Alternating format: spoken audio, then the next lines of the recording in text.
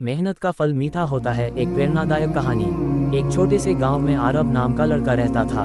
उसके पिता किसान थे और घर की हालत बहुत खराब थी। आरब बचपन से देखता आया था कि उसके पिता दिन रात खेत में मेहनत करते हैं, लेकिन फसल कभी मौसम तो कभी किस्मत के कारण खराब हो जाती थी। आरब का सपना था कि वह एक दिन इतना बड़ा आदमी बने कि अपने पिता को आराम दे सके, पर हालात ऐसे थे कि स्कूल की फीस भरना भी मुश्किल था। कई बार वह बिना किताबों के ही पढ़ाई करता, दूसरे बच्चों से नोट्स मांग कर पढ़ता और रात को मिट्टी के दिए की रोशनी में पढ़ता था।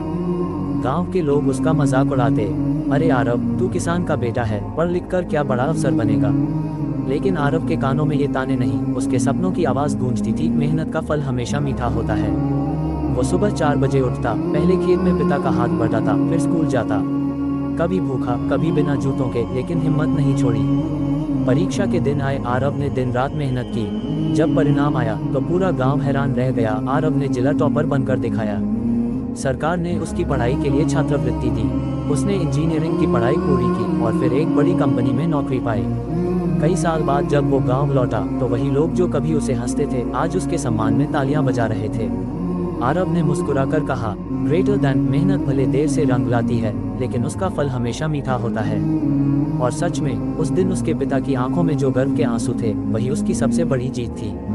योजक चिन्ह, योजक चिन्ह, योजक चिन्ह।